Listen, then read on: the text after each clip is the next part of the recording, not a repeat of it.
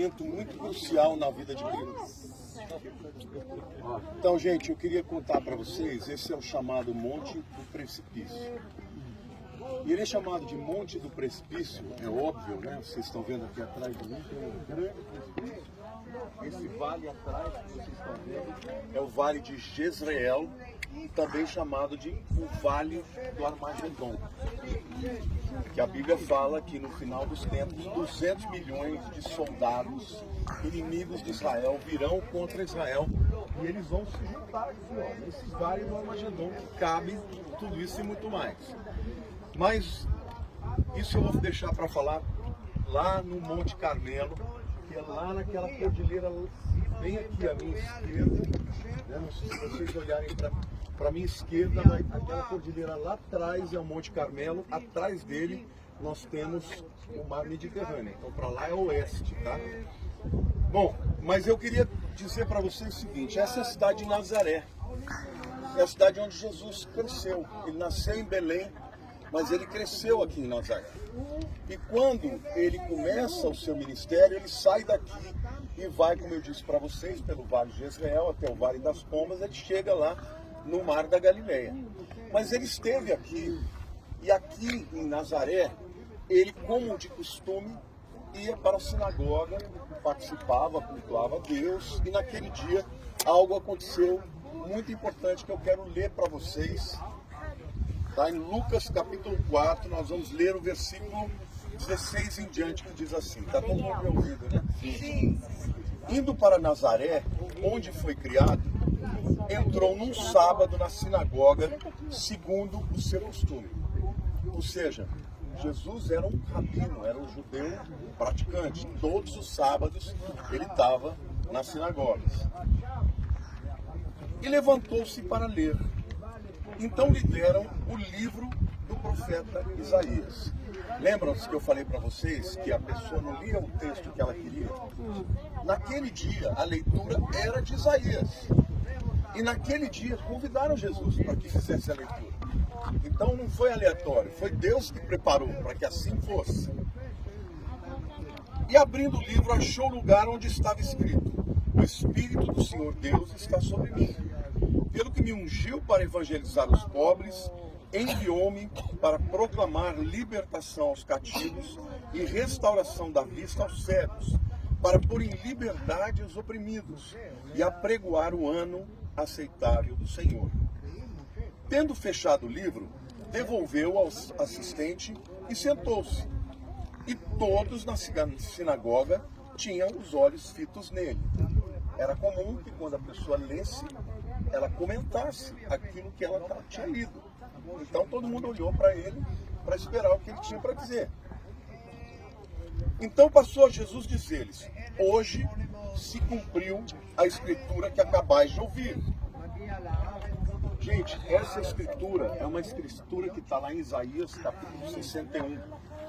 E é um texto, Isaías é considerado o profeta do Messias. Ninguém viu mais o Messias do que Isaías. E aqui é uma descrição clara de que quando o Messias viesse, ele ia fazer isso. Ele ia curar os cegos, ele ia curar os paralíticos, ele ia pregar o ano aceitável. O reino de Deus vindo sobre a terra. Então, quando ele leu tudo isso, hoje se cumpriu a escritura que acabou de ouvir. Quer dizer, o Messias chegou. O Messias sou eu. O ano aceitável é agora. E naquele momento, todos lhes davam testemunho e se maravilhavam das palavras de graça que lhes saíam dos lábios.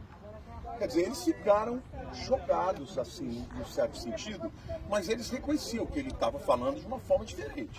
Estavam maravilhados.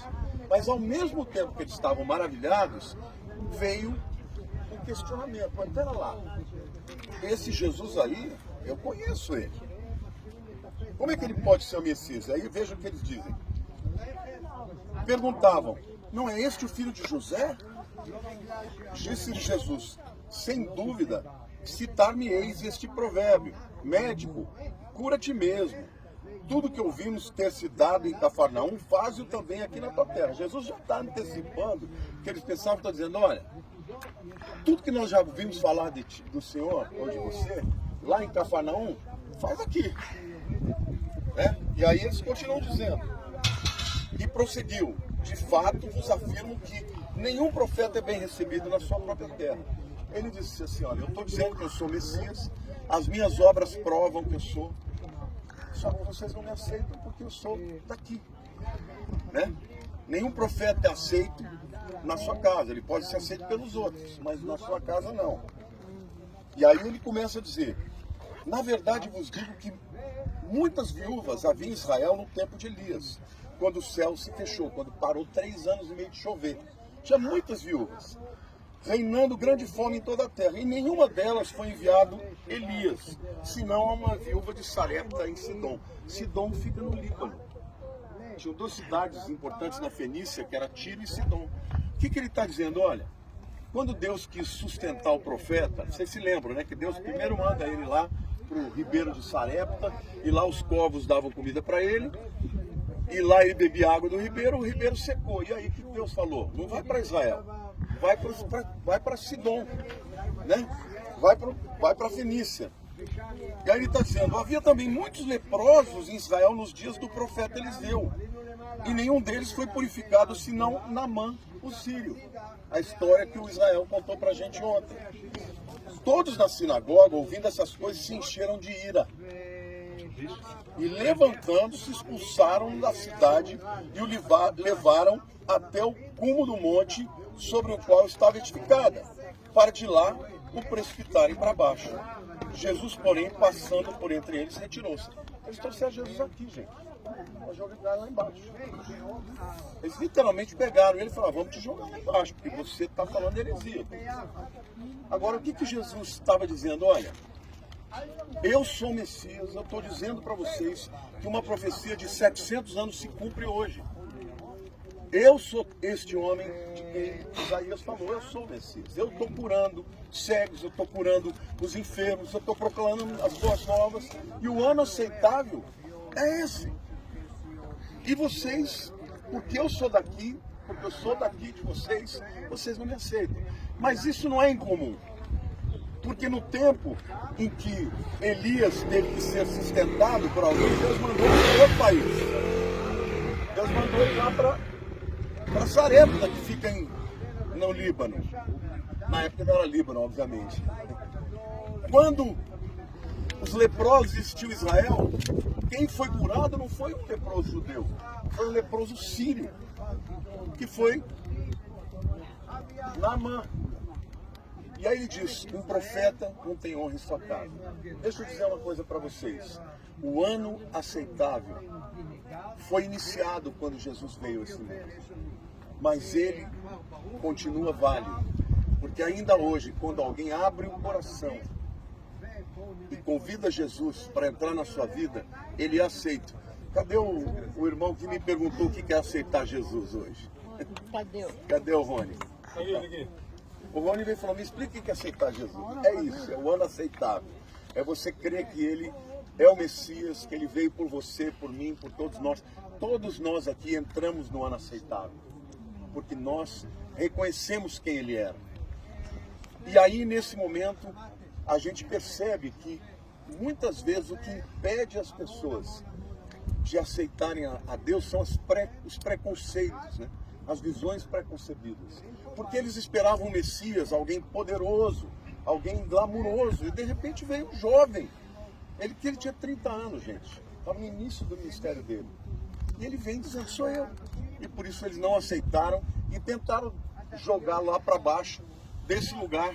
Mas a Bíblia diz que ele, passando no meio deles, foi embora. Quer dizer, não era a hora dele e a autoridade dele fez com que ele passasse e ninguém pôde tocá-lo.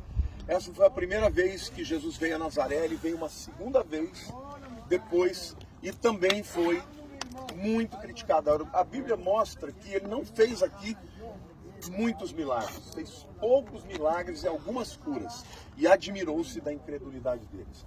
Assim como tudo é possível ao que crê, da mesma forma a incredulidade é o maior impedimento para que Deus possa fazer alguma coisa na sua vida. A única coisa que Deus não pode fazer na tua vida é te abençoar, te dar uma cura, abrir uma porta na sua vida se você não crer.